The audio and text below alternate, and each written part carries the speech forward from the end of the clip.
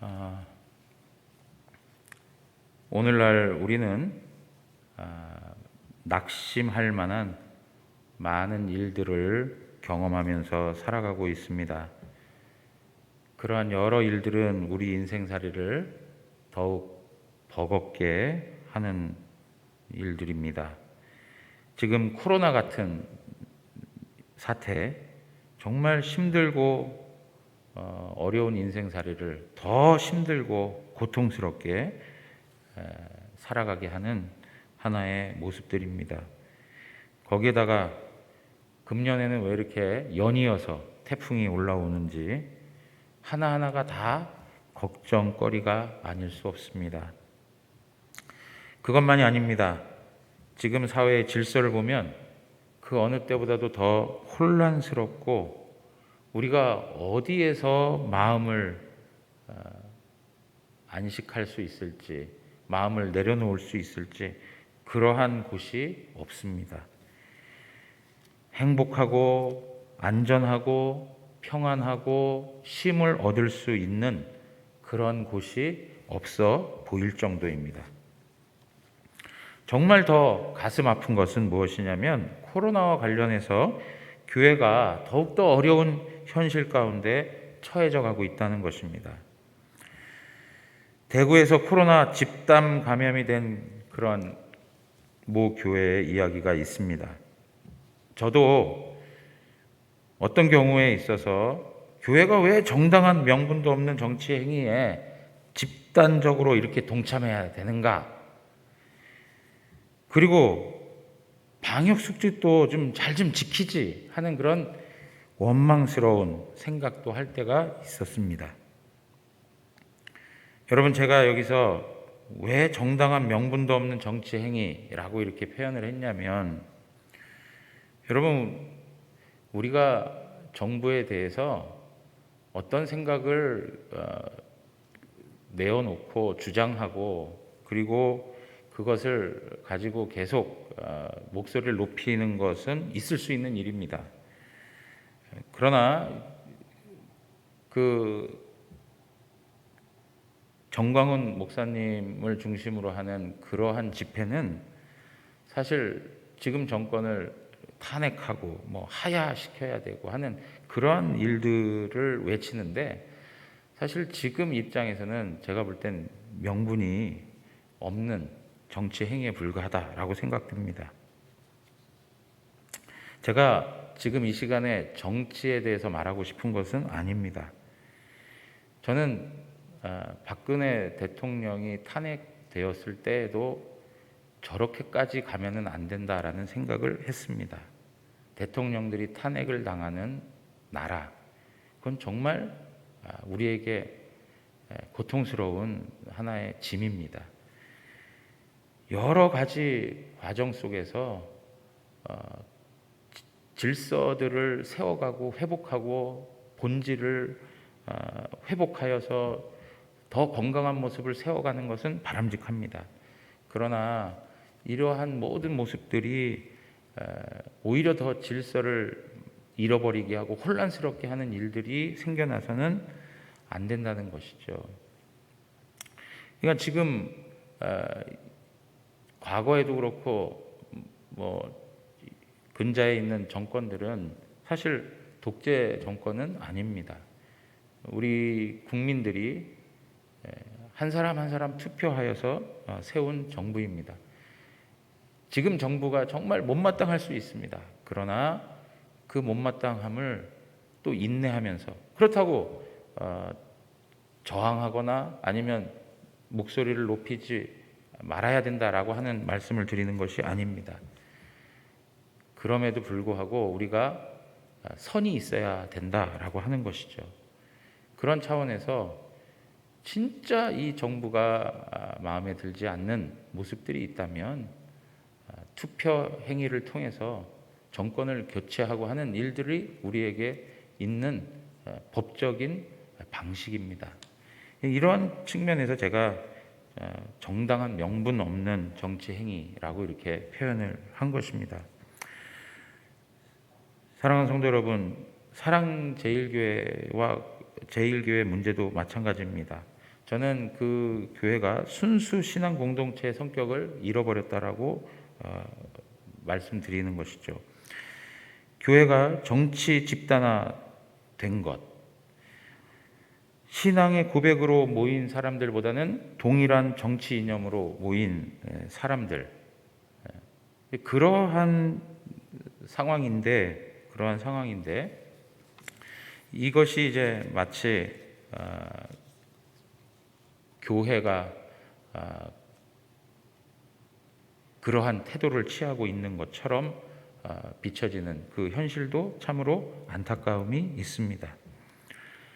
지금 사랑제일교회 같은 경우에는 교회당이 정치적 행동을 하는 장소로 완전히 바뀌어버렸습니다.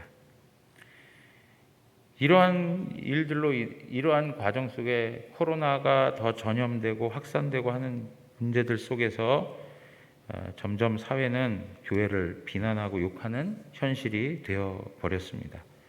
교회 다닌다고 하면 무조건 싫어하는 사람들의 모습도 많아지고 있고, 우리 자녀들이 학교에 가면 예수님 믿는 것 때문에 왕따가 되는 그런 현실을 보게 되기도 하는 것이죠. 정말 이러한 현실을 보면서 하나님의 사람들이라면 이 현실이 고통스럽게 느껴질 것은 분명할 것입니다. 그러나 여러분, 우리가 또 하나 생각해야 할 것이 있습니다. 대구의 한 교회도 그렇고 사랑제일교회도 그렇고 우리가 비난만 하고 원망스러운 언사만 늘어놓기보다는 교회들이 제대로 회복될 수 있도록 함께 기도해야 합니다. 그 교회들의 모습을 통해서 우리 자신들을 돌아볼 뿐더러 그 교회들이 여전히 우리의 형제 교회인 것을 알고 함께 마음으로 품고 교회의 교회됨이 회복되기 위해서 기도해야 되는 것입니다. 더 이상 교회가 이념에 물든 모습으로 설 것이 아니라 하나님의 말씀으로 채워지는 교회가 될 수 있도록 함께 기도해야 된다는 것이죠. 우리 주변에서 어떤 사람들은 선을 분명히 그어야 된다라고 이야기도 합니다.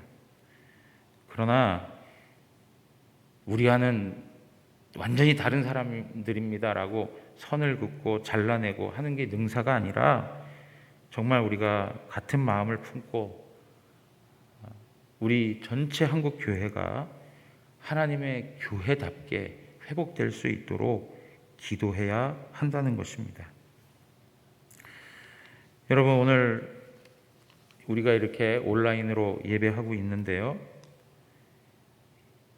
사실은 9월 1일부터 9월 10일까지 대구시에서 교회를 향하여 준 메시지가 있습니다.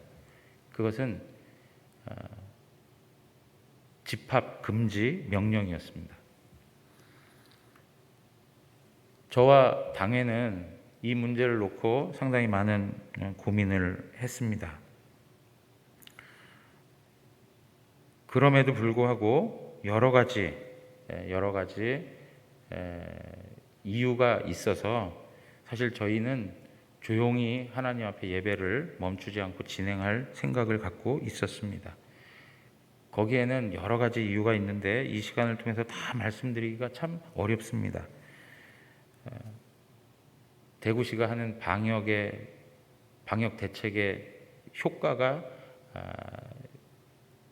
잘 진행되어져 가고 있다는 것도 중요한 내용이었고, 또 형평성에 관한 문제도 제기된 부분들이 있습니다. 그리고 대구시가 교회하고 조금이라도 이렇게 상의하고 또 대구 기독교 총연합회에서 함께 결정한 사항이라면 또 조금 이해할 법한 부분도 있었습니다. 그러나 그러한 것들이 전혀 그 과정 중에서 없었던 그런 현실이었기 때문에 사실 기독교계 전체가 좀 놀라울 수밖에 없는, 그런 당황스러울 수밖에 없는 그런 상황이었습니다. 그리고 그냥 사회에서는 비대면으로 하는 것도 당연하다라고 하는 그런 인식으로 교회도 온라인으로 하면 되는 거지라고 하는 그런 생각들, 한번 해본 그것이 이제 너무나도 쉽게 적용되는 그러한 상황이 되어버렸습니다. 우리 성도들 안에서도 이러한 문제들이 그냥 쉽게 받아들여지고 이해되어지는 그런 인식의 변화들이 생겨났습니다. 우리 자녀들은 더더욱 그러할 것이라고 하는 생각이 듭니다. 이러한 방식도 충분히 할 수 있는 것이고, 이러한 모습도 우리가 그냥 받아들일 수 있는 정당한 방법이다라고 생각해 버릴 수 있다는 것입니다. 그러나 저는 계속 말씀을 드렸지만 이런 방식은 참 비상적인 방식 안에서 이루어질 수 있는 일들이고, 정상적인 보편적인 질서 안에서는 참으로 받아들여져서는 안 되는 현실이다라고 말씀을 드리는 것이죠. 신앙의 유익에 있어서도 우리가 그 대구시의 지침을 따라가는 것이 참으로 장기적 측면에 보았을 때 어려운 일들이라고 판단이 되었습니다. 그래서 저희는 사회에 같이 동참하자는 뜻에 있어서도 금요일이라든가 수요 예배는 우리가 다 내려놓는다 할지라도 주일 예배만큼은 하나님 앞에서 조용히 이 일들을 진행하리라라고 생각을 했습니다. 그러나 안타깝게도 우리 교회 안에 또 감염될 수 있는 하나의 위험 요소가 발생함으로 인해서 오늘 우리가 이러한 방식으로 예배를 드릴 수밖에 없게 되었습니다. 여러분, 제가 왜 이러한 말씀을 드리느냐 하면, 세상 사람들이 볼 때 교회가 예배하는 그것 자체가 문제일까? 정말 교회가 예배한다라고 했을 때 세상 사람들이 그 예배하는 것 그 자체만을 두고 문제를 삼는 것일까? 저는 그렇게 생각하지 않습니다. 지금 여론에서 그리고 세상에서 이야기하는 그 모든 비난의 소리가 있기까지 한국 교회가 가졌던 하나님 앞에서의 영적 상태가 있다는 것이죠. 그것은 무엇이냐면 세속화되었다는 것입니다. 하나님의 백성들이 정말 거룩하고 하나님 말씀대로 삶을 살아가고, 이 삶을 살아가는 그 과정 속에 하나님의 사랑과 정의와 공의를 나타내면서 살았다면 아마 세상 사람들도 우리가 이 어려운 때에 예배를 철저히 드리는 그 모습들을 어느 정도는 인정해 줄 수 있는 그런 범위가 있었으리라 생각하는 것이죠. 그래, 교회가 하는 거라면 믿을 수 있지.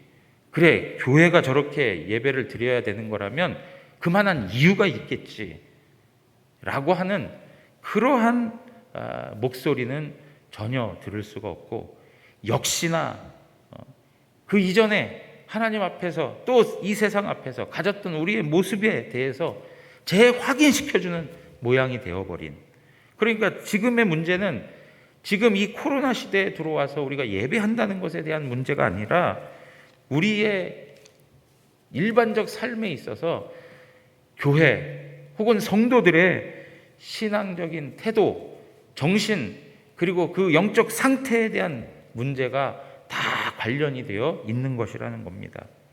성도라고 하는 사람들 때문에, 교인이라고 하는 사람들 때문에 피해를 본 사람들이 많이 생겨나고, 성도라고 하는 사람들 때문에 고통받고 상처받고 아파하는 사람들이 곳곳에서 일어나고, 성도인데 사기치고 탐욕이 가득하고 냉정하고 거칠고 거만하고 거드름 피우고 거짓되고 방탕하고 야비하고 쾌락을 좋아하는 그러한 실제적 삶의 내용들을 보았기 때문에 우리가 아무리 예배가 중요하다 하여도 그 예배의 중요성을 인정해 주지 못하는 것이죠.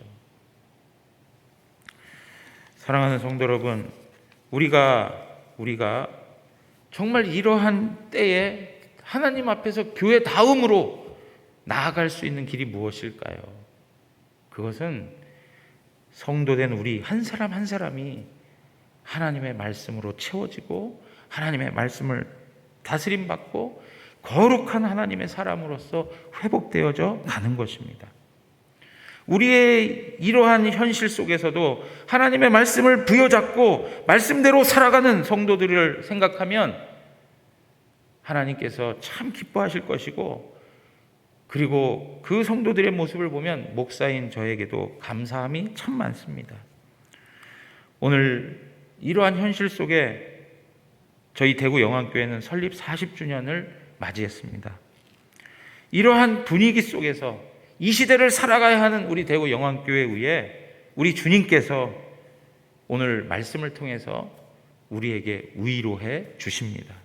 하나님의 말씀을 부여잡고 하나님의 말씀대로 살아가는 성도들을 향하여 주시는 하나님의 위로의 메시지가 되기를 바랍니다. 오늘 본문 말씀은 에베소서 1장 3절에서 14절까지 흐름에서 이해해야 합니다.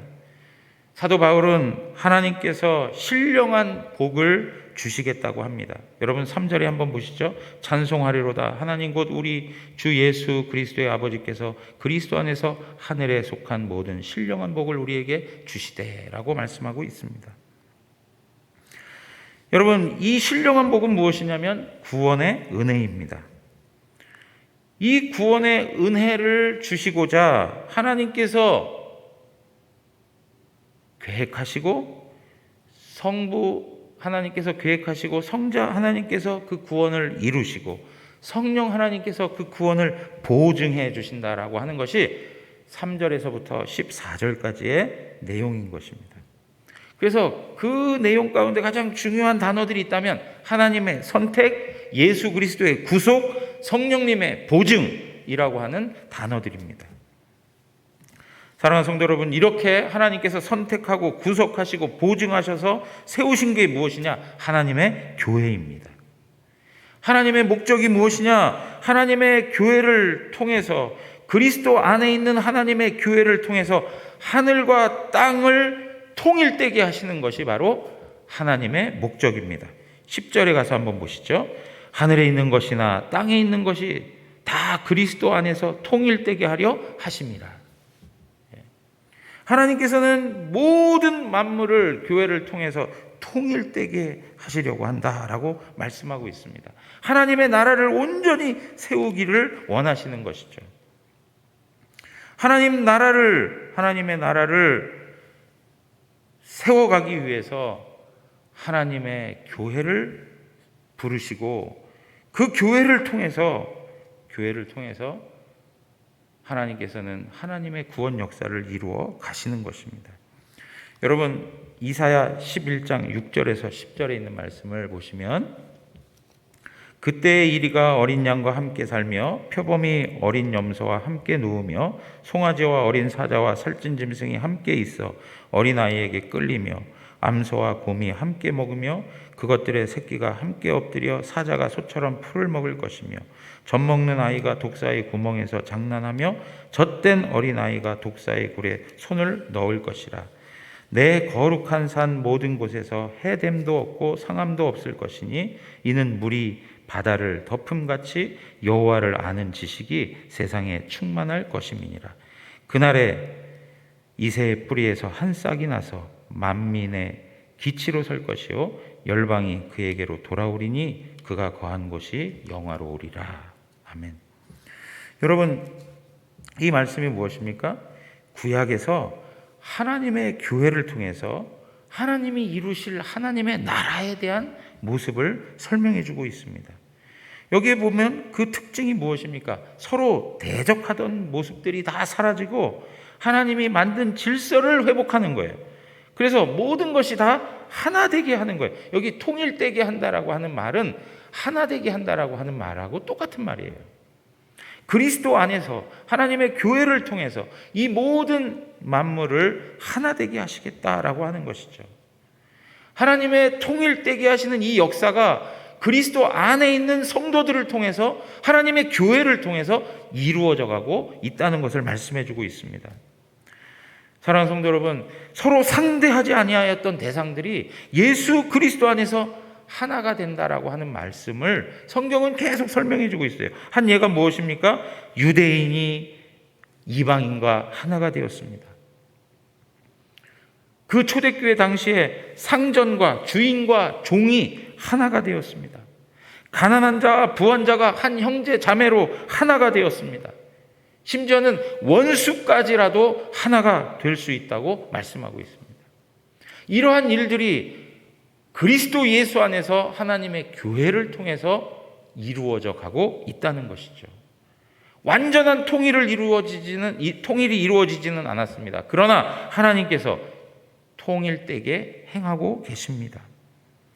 이렇게 아름답고 영광스러운 하나님의 나라를 세워가는 데 있어서 그 중심적인 위치에 있는 것이 바로 교회인 것입니다. 교회. 여러분이 잘 알고 있는 말씀처럼 교회는 그리스도의 몸입니다. 질문 하나 드리죠.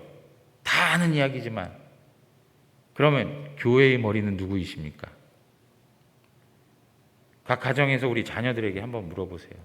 교회의 머리는 누구이십니까? 교회의 머리는 그리스도이십니다. 그리스도이십니다. 그리스도가 모든 만물의 주가 되십니다. 그 만물을 통치하실 때 하나님의 교회를 통해서 통치하시는 것이죠. 그리스도의 몸인 교회가 모든 만물을 다스리게 되는 것이죠. 교회의 머리는 그리스도가 되시고 그 그리스도는 모든 만물의 주가 되시는데 그리스도의 몸된 교회는 그리스도가 모든 것을 통치하듯이 모든 만물을 통치하게 된다는 것입니다. 여러분, 우리의 모습이 참으로 보잘것없고 형편없는 것 같아 보이지만 오늘 말씀이 우리에게 하고 있는 것처럼 하나님의 교회는 이 모든 만물을 다스릴 권세를 가지고 있습니다. 이런 교회를 하나님께서 얼마나 사랑하시는지, 얼마나 아끼시는지를 말씀해주고 있는 내용이 오늘 우리가 읽었던 11절에 있는 말씀이에요. 오늘 11절에서 뭐라고 얘기하냐면 성도를 하나님의 기업이라 이렇게 설명하고 있습니다. 성도를 하나님의 기업이라. 모든 일을 그의 뜻의 결정대로 일하시는 이의 계획을 따라 우리가 예정을 입어 우리가 그 안에서 기업이 되었다 이렇게 표현하고 있습니다. 사실 여러분 오늘 이 본문 개역 개정에서는 우리가 기업이 되었다, 우리가 하나님의 기업이 되었다라고 이렇게 표현하고 있지만 또 다른 번역을 통해서는 또 한 가지 살펴볼 수 있는 게 뭐냐면 하나님이 우리의 기업이 되신다라고 하는 의미가 있어요. 여러분 구약성경에서도 레위 지파에게 뭐라고 말씀하고 있죠? 너희의 기업은, 너희의 분깃은 나 여호와 하나님이다라고 이야기합니다.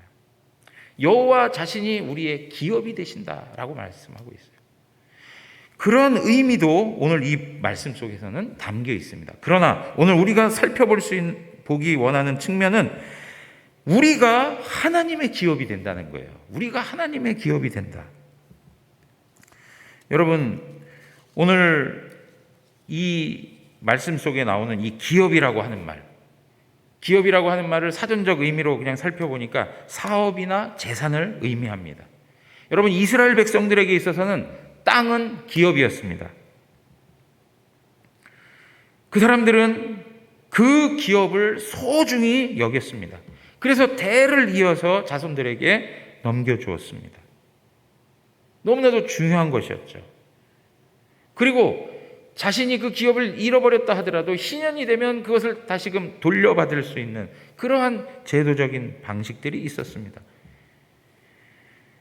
그래서 자손들에게 물려주는 상속적 개념도 그 안에 포함되어 있고, 그래서 우리는 이 기업이라고 하는 말을 다른 말로 뭐라고 얘기하냐면 유업이라 이렇게 표현하기도 합니다. 그리고 이 기업이라고 하는 말에는 또 무엇이 담겨 있느냐? 소유라고 하는 개념도 포함되어져 있습니다. 하나님이 이스라엘을 기업이라고 이렇게 말을 했다라고 하면 그 가운데는 제가 지금 말씀드린 대로 그런 의미들이 다 포함되어 있다는 것입니다. 여러분 시편 33편 12절에 있는 말씀을 보면 다 같이 한 목소리로 읽어보겠습니다. 여호와를 자기 하나님으로 삼은 나라 곧 하나님의 기업으로 선택된 백성은 복이 있도다 그랬습니다. 여러분 하나님의 기업으로 선택된 백성은 복이 있다 그렇게 얘기해요. 하나님께서 그 백성을 하나님의 기업으로 삼아주셨다는 거예요. 우리 백성이 하나님이 나의 기업입니다 이런 측면도 있지만 하나님께서도 그 백성을 하나님의 기업으로 삼아주셨다 이렇게 표현하고 있는 것이죠. 여러분 좀 전에 말씀드렸습니다. 기업이라고 하는 것이 소유적 개념을 가지고 있다고도 말씀드렸습니다. 시편 135편 4절에 있는 말씀 또 한번 읽어보세요.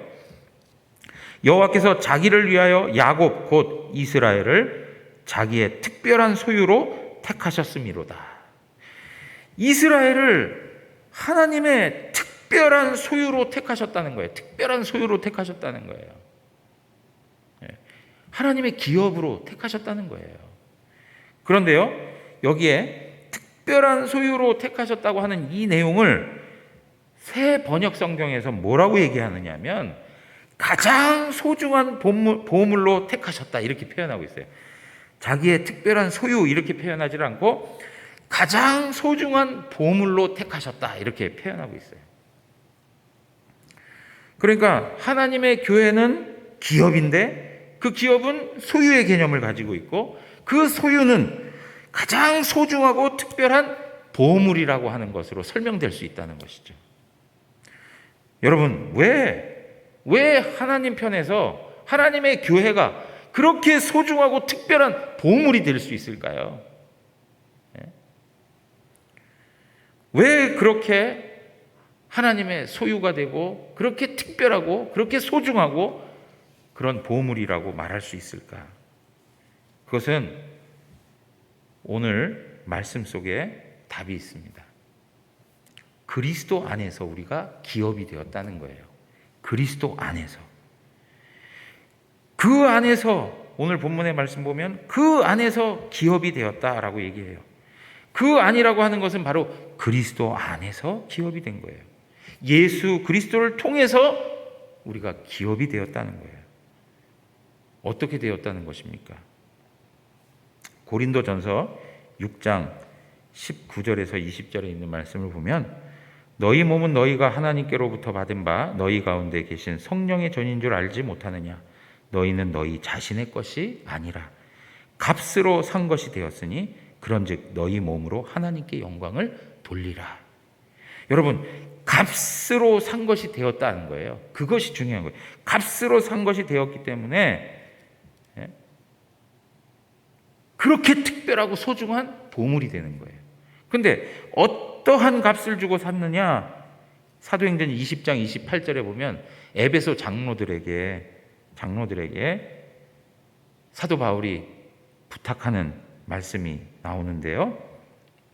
여러분은 자기를 위하여 또는 온 양떼를 위하여 삼가라.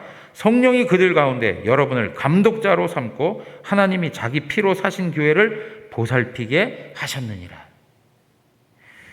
여러분을 감독자로 삼고 하나님이 자기 피로 사신 교회를 보살피게 하였다. 하나님께서 자기의 피를 주고 하나님이 교회를 샀다는 거예요. 자기의 피를 줬다는 건 뭘까요? 예수 그리스도의 보혈을 말하는 거죠. 자신의 생명을 다 들여서 그 교회를 사셨다라고 말씀하고 있는 것입니다. 그래서 베드로전서 1장 18절에서 19절에서도 말하는 게 무엇입니까? 너희가 알거니와 너희 조상이 물려준 헛된 행실에서 대속함을 받은 것은 은이나 금인같이 없어질 것으로 된 것이 아니요 오직 흠없고 점없는 어린 양 같은 그리스도의 보배로운 피로 된 것이니라. 예수 그리스도의 피로 말미암아 예수 그리스도의 피값으로 말미암아 우리가 구원함을 받았다라고 말하는 거예요. 예수 그리스도께서 생명을 버리심으로 말미암아 우리가 구원함을 받았고 하나님의 소유가 되었다는 거예요. 그러니까 그 소유가 얼마나 소중하고 특별한 보물입니까? 우리 한 사람 한 사람 한 성도 한 성도가, 하나님의 이 교회가 너무나도 소중하고 너무나도 특별한 보물과 같이 여겨진다고 말씀하고 있는 거예요. 여러분, 요한복음 6장 37절로 가서 보시면 이런 말씀이 있어요. 아버지께서 내게 주시는 자는 다 내게로 올 것이요 내게 오는 자는 내가 결단코 내쫓지 아니하리라. 아버지께서 내게 주시는 자는 다 내게로 와라. 여러분, 예수 그리스도께서 하나님 아버지의 뜻을 따라서 온전히 순종하여서 십자가에 죽으시고 난 그것에 대해서 하나님께서 그 그리스도에게 주신 선물이 뭐냐? 바로 한 생명인 거예요. 한 영혼인 거예요. 바로 저와 여러분인 거예요. 하나님 아버지께서 성자 예수 그리스도에게 주신 선물이 뭐냐? 그 보물이 뭐냐? 바로 우리 자신인 거예요. 하나님의 교회인 것입니다. 빌립보서 2장 9절에서 11절에 있는 말씀도 보시면은요, 하나님께서 예수 그리스도의 이름을 온전히 높여주십니다. 모든 무릎이 예수의 이름 앞에 꿇게 하십니다. 그리고 모든 입으로 예수 그리스도를 주라고 시인하고 하나님께 영광을 돌린다라고 말씀하고 있습니다. 하나님께서 예수님의 이름을 높이셨다는 거예요. 그것뿐만이 아니라 하나님께서는 예수 그리스도에게 많은 영혼들을 허락해 주셨다는 거예요. 하나님의 교회를 선물로 주셨다는 거예요. 하나님의 소중하고 특별한 보물을 그리스도에게 주셨다는 것을 말씀하고 있습니다. 이러한 하나님의 말씀, 이러한 것들이 말라기서 3장 17절에 기록되어져 있는데요. 우리 한번 다 같이 한 목소리로 읽도록 하겠습니다. 만군의 여호와가 이르노라 나는 내가 정한 날에 그들을 나의 특별한 소유로 삼을 것이요. 여러분, 여기에 너무나도 정말 멋진 표현이 있지 않습니까? 내가 정한 날에, 그 구원의 날이죠. 정한 날에 그들을 나의 특별한 소유로 삼을 것이요 또 사람이 자기를 섬기는 아들을 아낌같이 내가 그들을 아끼리라. 특별한 소유, 소중한 보물 대신 하나님의 교회, 그 교회에 대해서 사람이 자기 아들을 아끼는 것처럼 내가 그 교회를, 그 한 영혼을, 그 성도를 아끼리라, 이렇게 말씀하고 있는 거예요. 이러한 하나님의 약속의 말씀이 예수 그리스도를 통해서 이루어지고 베드로의 고백을 통해서 뭐라고 설명이 되느냐? 베드로 전서 2장 9절에 있는 말씀인데, 그러나 너희는 택하신 족속이요 왕같은 제사장들이요 거룩한 나라요 그의 소유가 된 백성이니 이는 너희를 어두운 데서 불러내어 그의 기이한 빛에 들어가게 하신 이의 아름다운 덕을 선포하게 하려 하심이라. 여러분, 여기서 뭐라고 얘기해요? 택하신 족속이라고 해요. 왕같은 제사장이라고 해요. 거룩한 나라예요. 그의 소유가 된 백성이라고 말씀하고 있어요. 하나님께서 정말 특별한 소유로 불러주셨다는 것이죠. 하나님께서 정말 아끼시는 하나님의 백성으로 불러두셨다는 거예요. 이것이 누구를 통해서 이루어졌다고요? 예수 그리스도를 통해서 성취되었다는 것을 말씀해주고 있는 것입니다.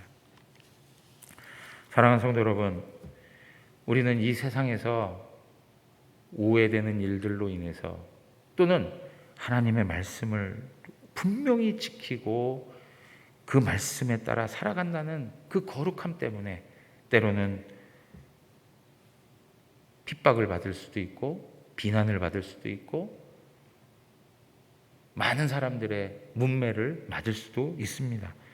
그러나 우리가 분명히 알아야 할 것은 하나님의 교회는 하나님 보시기에 여전히 하나님의 가장 소중하고 특별한 보물, 소유된 백성이라는 것을 잊지 않기를 바랍니다. 세상과 맞서서 살아가면서 많은 상처와 아픔을 당하신 모든 성도님들에게 오늘 하나님께서 들려주시는 이 말씀이 위로가 되기를 바랍니다. 하나님, 그분이 우리를 보실 때 정말 특별하고 정말 소중하고 자식을 아끼듯이 온 사랑을 다 부어주셔서 아끼시는 하나님의 아들들이라고 하는 것을 우리가 기억하고 살아가야 될 줄 믿습니다. 여러분, 이러한 하나님의 교회에 대해서 언제부터 이렇게 준비하셨는가? 여러분, 우리가 어떤 가치를 생각할 때 그 세월에 얼마나 많은 공을 들였는가를 보면 그것이 참 가치 있는 것이구나라는 것을 알 수 있습니다. 마찬가지로 오늘 하나님께서 우리에게 특별하고 소중한 보물이라고 하셨을 때 그것이 그냥 단순히 말만이 아니라 하나님께서 오랜 세월 동안 우리를 하나님의 소유된 특별한 보물로 우리를 삼아주시기 위해서 엄청난 세월을 들여서 엄청난 공을 들여서 우리를 그러한 자리로 불러주셨다는 것입니다. 오늘 말씀을 보면 11절에 모든 일을 그의 뜻의 결정대로 일하시는 이의 계획을 따라 우리가 예정을 입었다 그러는데 그 내용들이 사실은 앞서서 설명되고 있습니다. 에베소서 1장 4절에서 5절에 보면 곧 창세전에 그리스도 안에서 우리를 택하사 우리로 사랑 안에서 그 앞에 거룩하고 흠이 없게 하시려고 그 기쁘신 뜻대로 우리를 예정하사 그리스도로 말미암아 자기의 아들들이 되게 하셨다라고 말씀하고 있습니다. 하나님의 아들들이 되게 하기 위해서 창세 전부터 계획하시고 그리고 하나님의 그 기쁘신 뜻대로 모든 구원 과정들을 선택하고 계획하고 예정하셔서 우리로 하여금 하나님의 아들이 되게 했다는 거예요. 그러니까 창세전에 하나님이 그것을 계획하시고 그 계획하신 일들을 역사 속에서 계속 이루어 오신 거예요. 성경에 등장하는 수많은 인물들, 성경에 등장하는 수많은 사건들, 이 인류 전체가 담고 있는 모든 역사들, 이 모든 것을 다 동원해가지고 우리가 하나님의 아들들이 되게 하기 위하여 하나님께서는 그 일을 해 오셨다는 거예요. 얼마나 공들여서 우리가 하나님의 아들이 되고 우리가 하나님의 특별하고 소중한 보물이 되게 하기 위해서 그 일을 행해 오셨다는 거예요.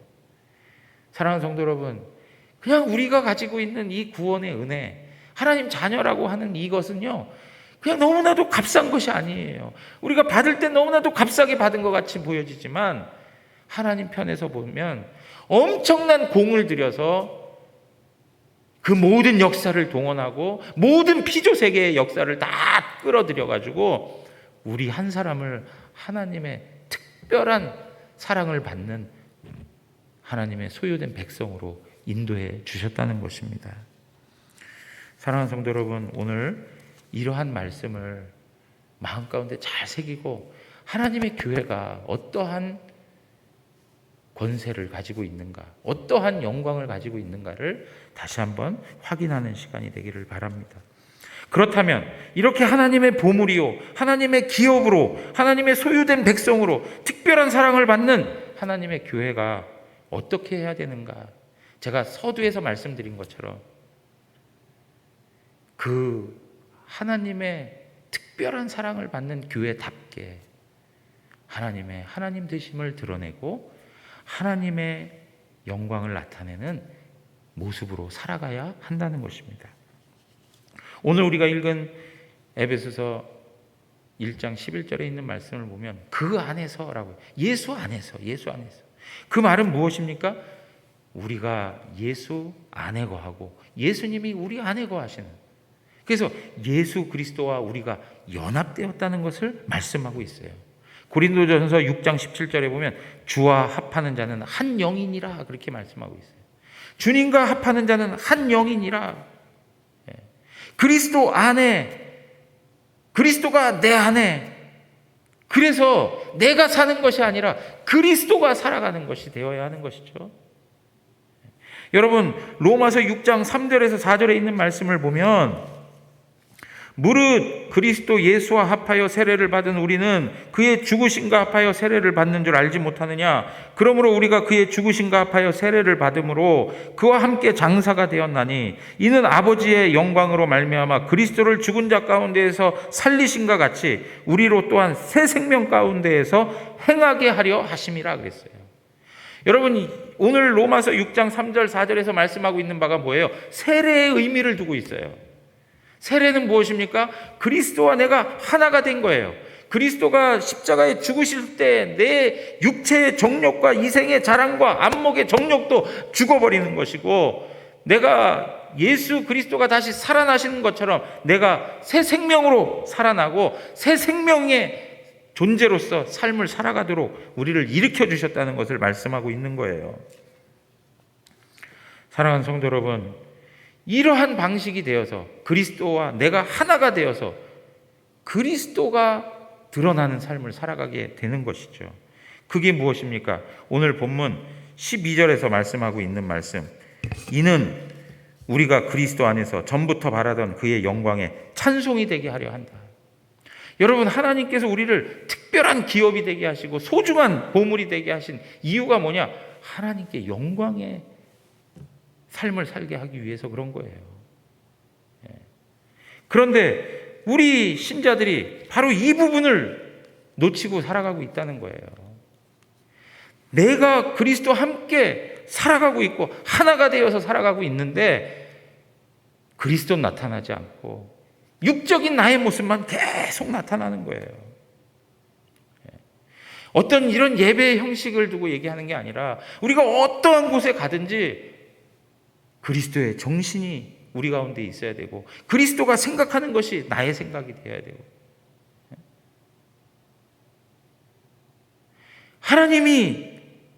하나님이 원하시는 것이 내가 원하는 것으로 채워져야 되는 것이죠. 사랑하는 성도 여러분, 어떤 목사님, 실명을 거론해도 될 것 같아요. 이재철 목사님이 이런 말씀을 하셨어요. 유니폼에 걸맞는 삶을 버렸기 때문에 세상으로부터 교회가 욕을 먹는 것이다, 이렇게 이야기하시더라고요. 유니폼에 걸맞는 삶을 살아야 되는데 거기에 걸맞지 않는 삶을 사는 것이죠.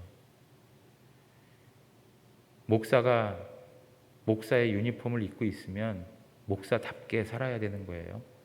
근데 유니폼을 그렇게 입고 목사답지 않게 살면 비난을 당할 수밖에 없는 거예요.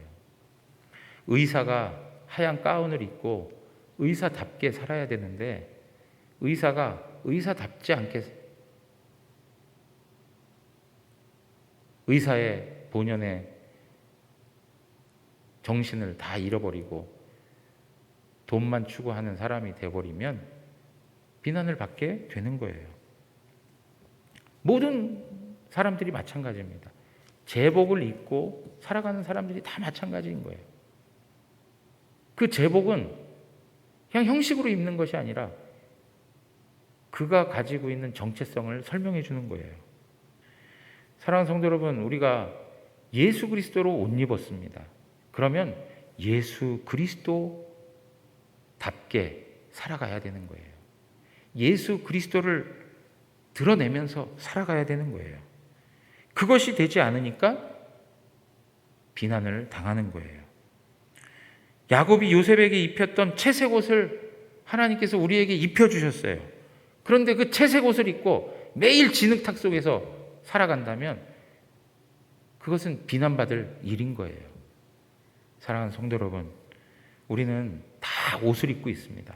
목사라는 옷, 장로라는 옷, 권사, 집사라는 옷, 무엇보다 더 중요한 것, 성도라는 옷을 입고 있어요. 하나님의 자녀라는 옷을 입고 있어요. 예수 그리스도의 옷을 입고 있습니다.